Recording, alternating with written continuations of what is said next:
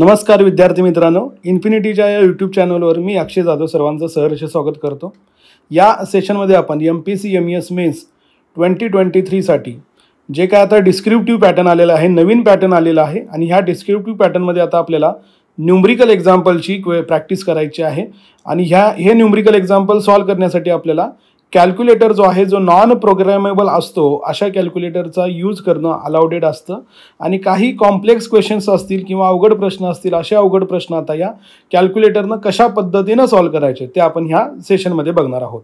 तर आजचा हा आपला पहिला सेशन आहे। ह्या पहिल्या सेशनमध्ये आपण सर्वेइंगमध्ये जे लिनियर मेजरमेंटशी रिलेटेड जे काही न्यूमरिकल एक्झाम्पल्स तयार होतात त्या न्यूमरिकल एक्झाम्पलची आता आपण ह्या सेशनमध्ये प्रॅक्टिस करणार आहोत। तर चला तर मग तुमची नोटबुक असेल, तुमचं कॅल्क्युलेटर असेल, हा सोबत ठेवायचा आहे आणि स्वतः तुम्हाला हे प्रॉब्लेम सॉल्व करत असताना स्वतःही प्रॅक्टिस करायची आहे। तर स्टार्ट करूयात पहिल्या क्वेश्चनपासून। सगळ्यात पहिल्यांदा क्वेश्चन केअरफुली रीड करा। द डिस्टन्स काय दिलेलं आहे बघा, the distance between the points measured along a slope is 428 metre.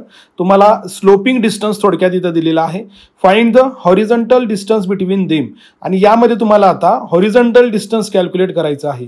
म्हणजे जे काय आपण ऑब्जेक्टिव्ह पर्यंत आतापर्यंत स्टडी करत होतो आणि त्यामध्ये जे काय आपण करेक्शन शिकलो होतो, तर त्यापैकी जे स्लोपिंग करेक्शन जे आहे, ह्या स्लोपिंग करेक्शनशी रिलेटेड हा क्वेश्चन इथं तुम्हाला विचारला गेलेला आहे। तर आपण बघूयात आता ह्या क्वेश्चनचा आन्सर जे आहे कशा पद्धतीने सॉल्व्ह करायचं आहे। तीन ॲक्च्युअली यामध्ये क्वेश्चन्स विचारलेले आहेत, तुम्हाला तीन सब क्वेश्चन्स विचारलेले आहेत।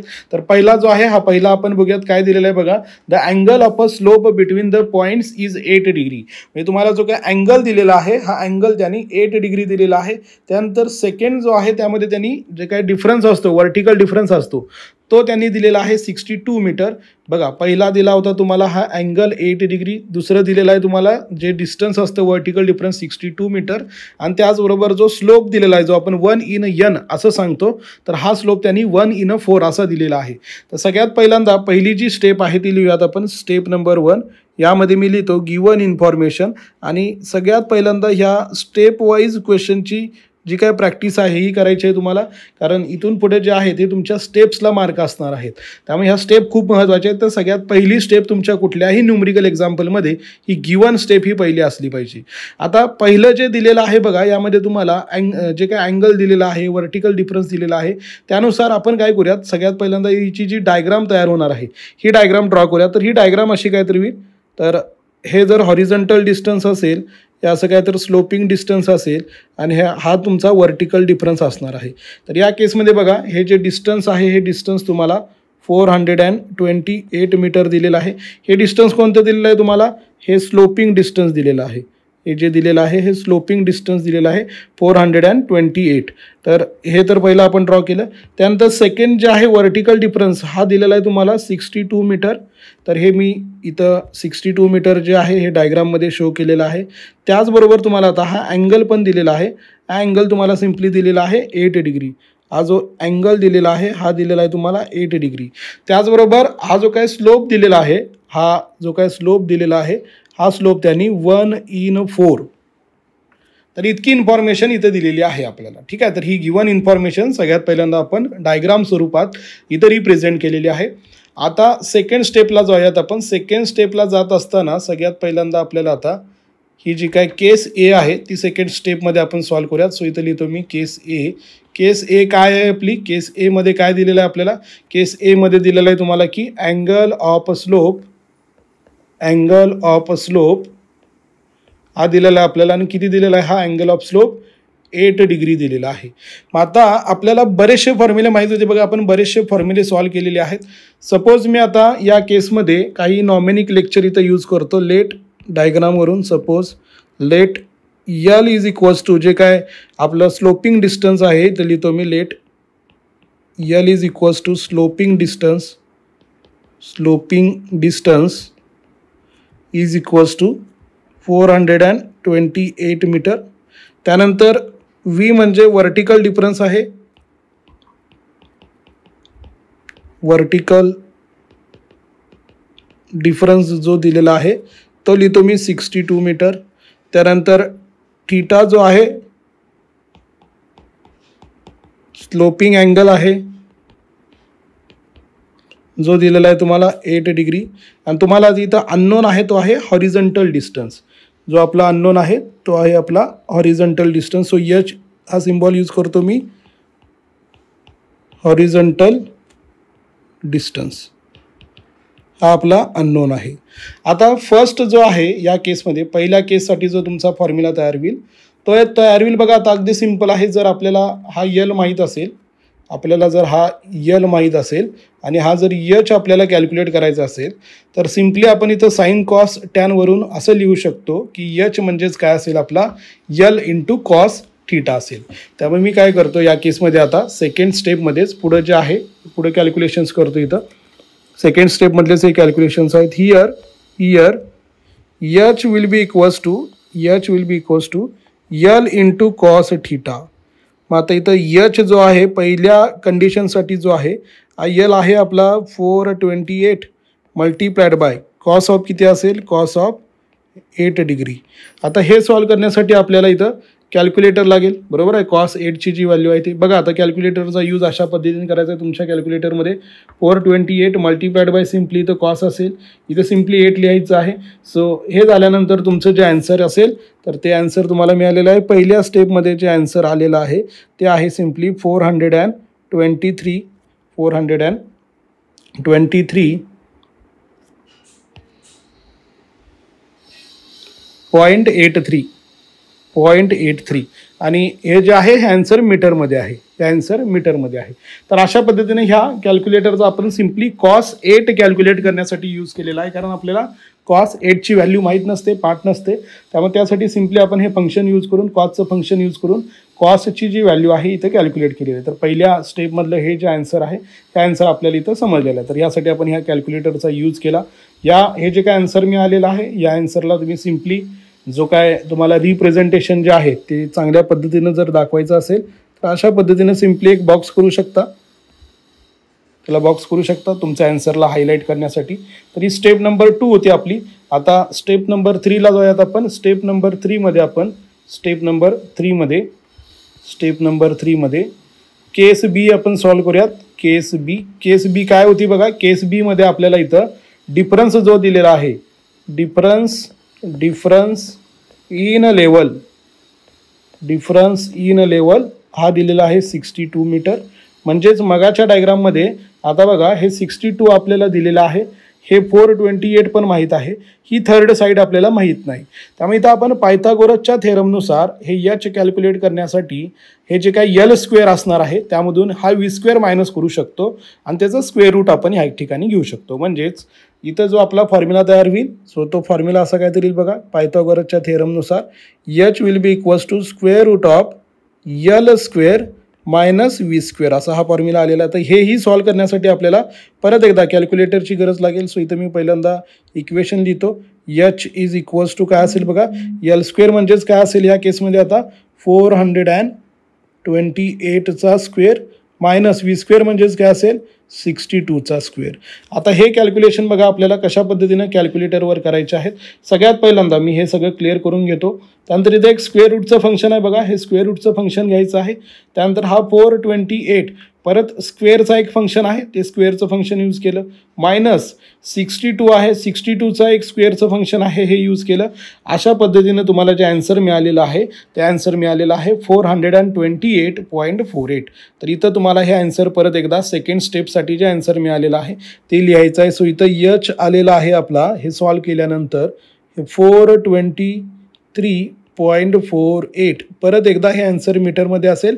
तर हे अशा पद्धतीनं तुम्हाला तुमचे जे काही कॅल्क्युलेशन्स आहेत हे कॅल्क्युलेटरवर वेगवेगळ्या फंक्शनचा यूज करून फास्टली, म्हणजे सगळं अगदी हे जे आहे अगदी फास्टली तुम्हाला जमलं पाहिजे तरच तुम्ही मॅक्झिमम जे आहे ते क्वेश्चन्स अटेम्प्ट करू शकता.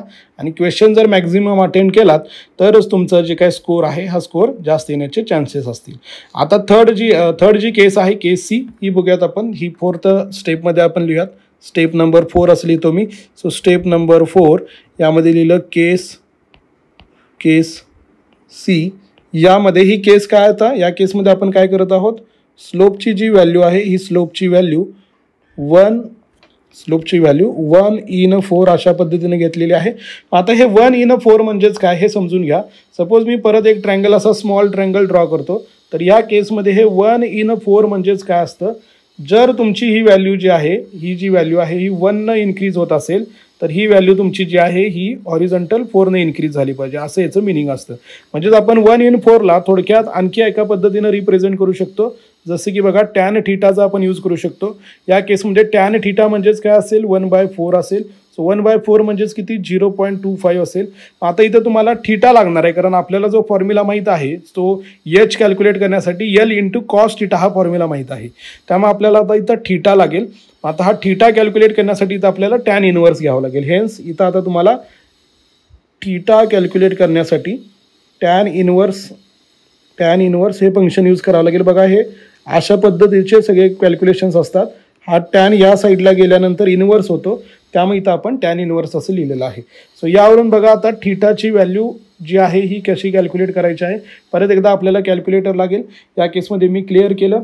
आता टॅन इनवर्स घेत असताना बघा इथं स्क्रीनवर तुम्हाला दिसत असेल शिफ्ट जे बटन आहे हे शिफ्ट बटन पहिल्यांदा प्रेस करायचं असतं. मग तुम्हाला हे टॅन इनवर्सचं जे ऑप्शन आहे हा तुमचा तिथं ओपन होतो. नाहीतर मग तुम्ही टॅन सिलेक्ट कराल. जर तुम्ही शिफ्ट न प्रेस करता डायरेक्टली हे प्रेस केलं तर हे असं टॅन येईल. ठीक आहे, त्यामुळे हे गोष्ट समजून घ्यायची आहे.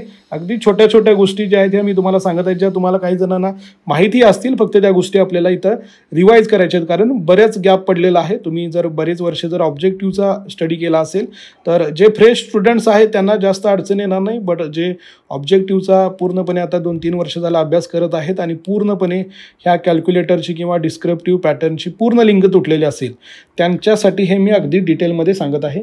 तर टॅन इनवर्स ऑफ 0.25 अशा पद्धतीने घेतल्यानंतर एक अँगल मिळाला. बघा तुम्हाला हा अँगल किती मिळाला 14.03 डिग्री असा हा अँगल मिळाला. आता हाच आपल्याला पुढे यूज करायचा आहे. आता जेव्हा आपल्याला एच कॅल्क्युलेट करायचं आहे, परत एकदा फॉर्म्युला येईल. परत एकदा here H will be equals to L multiplied by cos theta.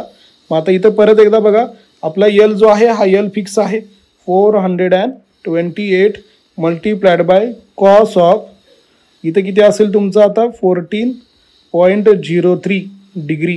ठीक आहे, हे डिग्री मिनिट्स असंही लिहू शकतो आपण किंवा डेसिमलमध्ये पण लिहू शकतो. तर हे जे आहे हेच बघा, याला जर तुम्ही इथं प्रेस केलं तर या केसमध्ये जे काय आन्सर आलेलं आहे त्याला इक्वल करा 14.03 येईल. त्याला जर तुम्ही असं लिहिलं, हे एक ऑप्शन असतो इथं डिग्री मिनिट सेकंडचा, तर तुम्हाला हेच आन्सर डिग्री त्याचबरोबर मिनिट आणि सेकंड असंही मिळेल. परत तुम्ही आहे तसं ह्याच्यामध्ये डेसिमलमध्ये पण येऊ शकता. ठीक आहे, दोघांचं सुद्धा जर यूज केलात तरी आन्सर तुमचं सेम येतं. ठीक आहे, आता बघा याला मी इक्वल करतो आणि पुढं जे आहे 428 मल्टीप्लाइड बाय कॉस ऑफ परत अँगल जे आहे अँगल प्रेस पूर्ण व्हॅल्यू घ्यायची गरज नसते. तुम्ही आन्सर जरी असं लिहिलात तरी ठीक आहे, असं सुद्धा जरी तुम्ही घेतला तरी आन्सर तुम्हाला मिळतं. म्हणजे 428 मल्टीप्लाइड बाय कॉस ऑफ पुढं आपण इक्वल टू आधी साईन लिहिलं होतं, त्यामुळे ते आन्सर त्या कॅल्क्युलेटरमध्ये सेव्ह आहे. तेच आन्सर ते घेतं. किंवा नसेल तर सिम्पली कॉस ऑफ तुम्ही डायरेक्टली टाईप करू शकता 14.03. दोन्ही जरी सॉल्व केलं, दोन्ही पद्धतीने जरी सॉल्व केलं तरी आन्सर तुमचं सेम येईल. सो इथं एच जो आहे हा एच तुमचा 415.22 डिग्री अशा पद्धतीनं हे तुमचं आन्सर तुम्हाला बघायला मिळेल. तर हे तिन्हीसुद्धा जे आहेत तिन्हीसुद्धा आपण जे आहेत इथं आता सक्सेसफुली जे आहेत हे कॅल्क्युलेशन्स केलेले आहेत. या तिन्हीमध्ये सुद्धा तुम्हाला कॅल्क्युलेटर जो आहे हा कॅल्क्युलेटर यूज करावा लागलेला आहे. सॉरी, इथं जे आहे हे जे आन्सर आहे इथं हे डिग्रीमध्ये नसून मीटरमध्ये आहे. हाईट आहे ही, त्यामुळे इथं तुमचं जे आहे हे मीटरमध्ये असेल. सो या पद्धतीनं जे आहे ते तुम्ही कॅल्क्युलेशन्स करू शकता. कॅल्क्युलेटरचा यूज जो आहे अशा पद्धतीनं कॅल्क्युलेटरमधले जे फंक्शन्स आहेत हे तुम्ही यूज करू शकता. तर हा होता फर्स्ट प्रॉब्लेम. हे स्टेप वाईज तुम्हाला असं सॉल्व करायचं आहे, कारण प्रॉब्लेम्स येताना न्यूमरिकल एक्झाम्पल्स येताना तुम्हाला ते 10 मार्काला येतात. त्यामुळे अगदी स्टेप वाईज तुम्हाला व्यवस्थित डायग्राम असतील तर डायग्राम ड्रॉ करायचे आहेत, स्टेप वाईज कॅल्क्युलेशन सगळे शो करायचे आहेत, तरच तुम्हाला मॅक्झिमम मार्क्स आहे ते मॅक्झिमम मार्क्स मिळतील. आता क्वेश्चन नंबर 2 बघा काय आहे. Find the hypothetical allowance of a chain of a 20 meter length if the angle of a slope is a 10 degree आणि सेकंड कंडिशन दिलेलं आहे ground rises by 4 metre in 1 chain length. तर इथं सुद्धा बघा सगळ्यात पहिल्यांदा परत तुम्हाला जे आहेत स्टेप वाईज जायचं आहे. सगळ्यात पहिल्यांदा तुम्हाला गिवन इन्फॉर्मेशन जी आहे तर ही गिवन इन्फॉर्मेशन लिहूयात आपण. इथं ही डायग्राम आपण ड्रॉ करू शकतो. तर डायग्राम जर ड्रॉ करायची झाली तर हायपोटेन्शियल अलाउन्ससाठी डायग्राम जी आहे ही अशी असते. आपण हे अशा पद्धतीनं घेतो. त्यानंतर ही जी आहे ह्या लाईन्स जर मी अशा कनेक्ट केल्या तर इथून ही अशी काहीतरी चेन असते बघा. इथून जी आहे ही चेन आपण घेतो. आता ही जी काय आहे जो काय म्हणजे थोडक्यात इथली जी काय स्लोप करेक्शन मिळते, हायपोटेन्शियल अलाउन्स म्हणजे थोडक्यात काय, जी काय स्लोप करेक्शन आपल्याला मिळत असते, स्लोप करेक्शन म्हणजेच काय असतं तुमचा हायपोटेन्शियल अलाउन्स. म्हणजे दोन पद्धतीनं जाऊ शकतो आपण. इथून जर गेलो तर आपण तर हे जे आहे इथून याच्याऐवजी मी हे असं सांगतो तुम्हाला, हे चांगल्या पद्धतीनं समजेल. हा जो आहे इथून तुम्ही असा हा चेन अशी सुरुवातीला स्टाफ जो आहे स्टाफ असा काहीतरी असतो इथं याला आपण कनेक्ट केलेलं असतं आणि इथून काय करतो आपण, हा जो आहे ह्या चेनला खाली अशा पद्धतीनं ट्रान्सफर करतो. मग त्यामुळं ही जी चेन आहे जेव्हा आपण खाली घेत असतो तेव्हा ही इथंपर्यंत येते कुठेतरी आणि हा जो पोर्शन आहे ह्यालाच आपण हायपोटेन्शियल अलाउन्स असं म्हणतो. तर ह्या हायपोटेन्शियल अलाउन्स जी कन्सेप्ट आहे ही तुमच्या स्लोप करेक्शनशीच रिलेटेड आहे. याचा फॉर्म्युला जो आहे हा सेकंड स्टेपमध्ये लिहा. आता सेकंड स्टेपमध्ये तुम्ही फॉर्म्युला लिहू शकता हायपोटेन्शियल अलाउन्सचा. सो फॉर्म्युला काय बघा, जिथं जिथं फॉर्म्युले असतील ते तुम्ही लिहिलात तरी तुम्हाला जे आहेत स्टेप वाईज चांगल्या पद्धतीनं मार्क मिळू शकतात. तर इथं फॉर्म्युला बघा, आपला फॉर्म्युला काय आहे, हायपोटेन्शियल अलाउन्ससाठी एक स्टँडर्ड फॉर्म्युला आहे आपला. आता जेव्हा आपण 20 मीटर दिलेला आहे इथं, त्यामुळे 20 मीटरसाठी डायरेक्टली 20 घेऊन सुद्धा सॉल्व करू शकता. नंबर ऑफ लिंक्समध्ये सुद्धा सॉल्व करू शकता. तर नंबर ऑफ लिंकचा जो स्टँडर्ड फॉर्म्युला आहे तो घेतला आपण, तर 100 लिंक्स असतात. So 100 multiplied by sake of theta minus 1 हे मिळेल तुम्हाला लिंकमध्ये. ह्याला जेव्हा आपण एका लिंकच्या लेंथनं म्हणजे 0.20 मल्टिप्लाय करू तेव्हा आपल्याला हे टोटल जे काय फायनल आन्सर आहे हे मिळून जाईल. तर दोन्ही पद्धतीने सॉल्व करू शकता.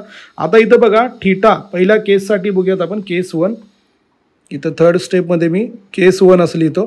थर्ड स्टेपमध्ये मी केस 1 असं लिहितो. केस 1 काय सांगत आहे आपल्याला की तुमचा अँगल ऑफ अ स्लोप किती आहे, अँगल ऑफ अ स्लोप आहे तुमचा 10 डिग्री. ठीक आहे. आता मग आपल्याला हे कॅल्क्युलेशन्स करायचे आहेत. Horizontal angle hypotenusal allowance is equals to 100 in bracket sec of 10 degree minus 1. तर आता हे कॅल्क्युलेशन करत असताना परत आपल्याला कॅल्क्युलेटरची गरज लागेल. आता हे तिला सगळ्याला मी क्लिअर करतो. सगळ्यात पहिल्यांदा बघा, सेक तुम्हाला इथं कुठेही दिसणार नाही, तुमच्या कॅल्क्युलेटरमध्ये सेक दिसणार नाही. त्यामुळे तुम्हाला आणखी एक गोष्ट माहीत पाहिजे, सेक कॅल्क्युलेट करायचं असेल तर कॉसचा आपल्याला रेसिप्रोकल घ्यावा लागतो. ही गोष्ट सगळ्यात महत्त्वाची आहे. ठीक आहे. त्यामुळे बघा आता हे आन्सर कसं येईल, 100 मल्टिप्लाइड बाय, आता हे मायनस जेव्हा असतं तेव्हा एक गोष्ट लक्षात ठेवायची, सगळे जे कॅल्क्युलेशन्स आहेत हे ब्रॅकेटमध्ये घेण्याचा ट्राय करायचं जेव्हा जेव्हा मायनस असेल प्लस असेल अशा वेळेला. तर हे मी फर्स्ट ब्रॅकेट घेतलं. त्यानंतर आपल्याला 1 डिवायडेड बाय कॉस थिटा घ्यायचं आहे म्हणून मी आणखी एक ब्रॅकेट घेतलं. 1 डिवायडेड बाय कॉस घ्यायचं आहे 10. त्यामुळे मी काय केलं, हे आणखी एक ब्रॅकेट घेतलं, ते ब्रॅकेट मी क्लोज केलं. आता पुढं काय आहे, -1 आहे. पुढं -1 आणि जे सुरुवातीचं जे ब्रॅकेट होतं ते सुरुवातीचं ब्रॅकेटसुद्धा मी इथं घेतलेलं आहे. त्यामुळे ह्या ब्रॅकेटला तुम्हाला व्यवस्थितपणे यूज करायचं आहे तरच तुम्हाला हे क्वेश्चन इझिली सॉल्व होतील. तर आता इथं जे आहे हे जर बघितलं आपण तर आन्सर आलेलं 1.54. बट हे काय आलेले आहेत, आपल्या नंबर ऑफ लिंक्स आलेले आहेत, नंबर ऑफ लिंक्स आलेले आहेत. मग हेच आपल्याला मीटरमध्ये लिहायचं असेल तर एक लिंक असते आपली 0.20ची.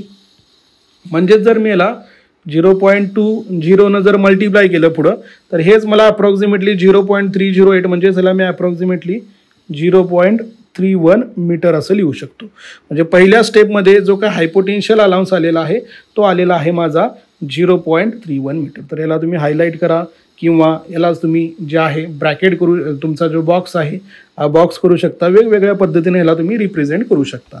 तर हे अशा पद्धतीनं तुम्हाला जे पहिल्या केसमधलं जे आन्सर आहे हे मिळालेलं आहे. आता दुसऱ्या केसकडे जो आहे, दुसऱ्या केसमध्ये परत पहिल्या क्वेश्चनमध्ये जसं तुम्हाला स्लोप दिला होता की ground rises by 4 metre in 1 chain, म्हणजेच जे आहे तुम्हाला 4 मीटर जे आहे 4 मीटर एका चेनमध्ये इन्क्रीज झालेला आहे. एक चेन जेव्हा म्हणजे थोडक्यात आपण 20 मीटरची चेन यूज करत आहोत. तर सेम मगासारखंच आपण याला केस, आता याला स्टेप नंबर जे आहे स्टेप नंबर 4 म्हणतो. स्टेप नंबर 4 असेल ही, आणि त्याचबरोबर स्टेप नंबर 4मध्ये केस 2 असेल ही. केस जी आहे इथं ही केस 1 होती, इथं ही केस 2 आहे. सो इथं लिहितो मी की जो काय तुमचा थोडक्यात जो काय स्लोप आहे याला असं म्हणू शकतो मी, स्लोपला बघा 4 मीटरनं वर्टिकल डिस्टन्स इन्क्रीज झालेला आहे एका चेन लेंथमध्ये. आणि एका चेनची लेंथ आहे 20 मीटर. त्यामुळे 4 मीटर इन 20 असं लिहू शकतो आपण. ठीक आहे, म्हणजेच इथं जे आहे स्लोप पुढचे जर कॅल्क्युलेशन्स केले आपण तर 4 मीटर इन 1 4/20 म्हणजेच किती येतील हे 1/5 येतील. 1/5 म्हणजेच किती 0.2. सो सेम मगासारखंच आपण असं लिहू शकतो याला tan theta is equals to 0.2. इथं तुम्हाला डायग्राम ड्रॉ करायची आहे तर ही डायग्राम अशी काय तर असेल. आता डायग्राम तुमचा स्लोप जो आहे हा असा काय तर आहे. या केसमध्ये आता ॲप्रॉक्सिमेटली आपण घेतलेलं आहे कारण हे ॲक्च्युली इथलं 20 असतं पण आपण ॲप्रॉक्सिमेटली घेतो. तर हे 4 मीटर इथं आहे आणि हे 20 असं ॲझ्युम केलेलं आहे आपण कारण हे ॲक्च्युली 20 इथलं असतं. ठीक आहे, हे मायनर डिफरन्स येतो तुमचा, असं काही जास्त लार्ज डिफरन्स नसतो. त्यामुळे हा थीटा जो आहे हा आपण असा कॅल्क्युलेट करू शकतो. सो ही डायग्रामसुद्धा तुम्हाला शो करायची आहे. ही डायग्रामसुद्धा तुम्हाला त्या केसमध्ये शो करायची आहे. परत एकदा बघितलं आपण इथं तर इथं आपल्याला या केसमध्ये परत थीटा जो आहे हा थीटा तुमचा tan इनवर्स ऑफ 0.2 घ्यावा लागेल. मग आता परत आपल्याला कॅल्क्युलेटर लागेल. मग परत मगाशी जसं सांगितलं होतं त्याला क्लिअर करून घेतो. पहिल्यांदा शिफ्ट प्रेस करायचं आहे आणि मग tan घ्यायचं आहे 0.2. सो हा जो अँगल आला हा जवळपास अँगल आपला थीटा आलेला आहे 11.30. किती आलेला आहे हा 11.30 हा तुमचा डिग्रीमध्ये आलेला आहे. आता हाच आपल्याला परत यूज करायचा आहे आपला हायपोटेन्शियल अलाउन्सच्या फॉर्म्युल्यामध्ये. हायपोटेन्शियल अलाउन्सचा फॉर्म्युला आहे 100 मल्टिप्लाइड बाय सेक ऑफ, इथं घ्यावं लागेल आपल्याला सेक ऑफ 11.30 डिग्री मायनस पुढं 1. हे आन्सर मिळेल लिंकमध्ये. सो याला मी इज इक्वल्स टू करून घेतो. आता पुढचं जे स्टेप्स आहेत परत 100 मल्टिप्लाइड बाय परत काय करायचं आहे आपल्याला ब्रॅकेट घ्यायचं आहे 1 डिवायडेड बाय कॉस घ्यायचं आहे. कॉसमध्ये काय पुट करायचं आहे आपल्याला आन्सर किंवा तुम्ही अँगल 11.30 असंही पुट करू शकता. ब्रॅकेट क्लोज केला पहिल्यांदा हा, त्यानंतर हा 1 डिवायडेड बाय कॉस थीटाचा जो ब्रॅकेट आहे तो क्लोज केला, मायनस पुढं 1 लिहिलेला आहे आणि अशा पद्धतीनं तुम्हाला जे आन्सर मिळालेला आहे त्या आन्सर मिळालेला आहे 1.98. तर इथं लिहिलं मी हायपोटेन्शियल अलाउन्स जो आहे हा 1.98 लिंक आलेले आहेत. ह्या काय आहेत तुमच्या लिंक्स आहेत बट आपल्याला आता मीटरमध्ये लागेल. सो परत एकदा 1.98 मल्टिप्लाइड बाय काय करावं लागेल 0.2, तेव्हा आपल्याला आन्सर काय मिळेल हे मीटरमध्ये मिळेल. सो 0.2 केल्यानंतर आपल्याला जवळपास 0.396 म्हणजेच ह्याला अप्रॉक्सिमेटली आपण 0.40 मीटर असं लिहू शकतो. तर अशा पद्धतीनं हे जे आन्सर आहे हे आन्सर आपण इथं कॅल्क्युलेट केलेलं आहे. सो पहिल्या केसमध्ये आन्सर होतं 0.31 आणि दुसऱ्या केससाठी आन्सर आहे 0.40. हे मिळायलाच म्हणजे पूर्णपणे ॲक्युरेटली दोन्ही पण करेक्टच असायला पाहिजेत असं नाही, मॅच व्हायला पाहिजे असं काही नाही. दोन वेगवेगळ्या कंडिशन्स आहेत त्यामुळे दोन वेगवेगळ्या आन्सर्स तुमच्या असू शकतात. त्यामुळे दोन्ही आन्सर सेम असायलाच पाहिजेत असं नाही. तर अशा पद्धतीनं आपण ही कॅल्क्युलेटरची जी प्रॅक्टिस आहे ही कॅल्क्युलेटरची प्रॅक्टिस तुम्ही करू शकता. कॅल्क्युलेटर स्वतः जोपर्यंत यूज करणार नाही तोपर्यंत ह्या गोष्टी समजणार नाहीत कारण बराचसा गॅप पडलेला आहे. आणि अशा पद्धतीने ह्या डिस्क्रिप्टिव्हची तुम्हाला तयारी करायची आहे. तर ह्याच डिस्क्रिप्टिव्हची जर तुम्हाला आणखी डिटेलमध्ये तयारी करायची असेल तर इन्फिनिटी अकॅडमीनं स्पेशल MPC MES मेन्स 2023साठी डिस्क्रिप्टिव्ह बॅच ऑलरेडी लॉन्च केलेली आहे. ही बॅचचं टायमिंग 8 वाजल्यापासून सकाळी 8 वाजल्यापासून दुपारी 2 पर्यंत असणार आहे. आणि यामध्ये तुमचे सगळे जे काय 23 सब्जेक्ट्स आहेत ह्या अशाच पद्धतीनं डिस्क्रिप्टिव्ह पॅटर्नच्या अप्रोचनं आपण हे पूर्णपणे कव्हर करून घेणार आहोत. यामध्ये जर तुम्ही फॅकल्टी बघितली तर ही अशा पद्धतीची फॅकल्टी आहे ज्यांना गेट किंवा IS लेवलचा जो एक्सपिरियन्स आहे अशा टाईपची फॅकल्टी तुम्हाला हे सगळे जे सब्जेक्ट्स आहेत ते सब्जेक्ट्स शिकवणार आहेत.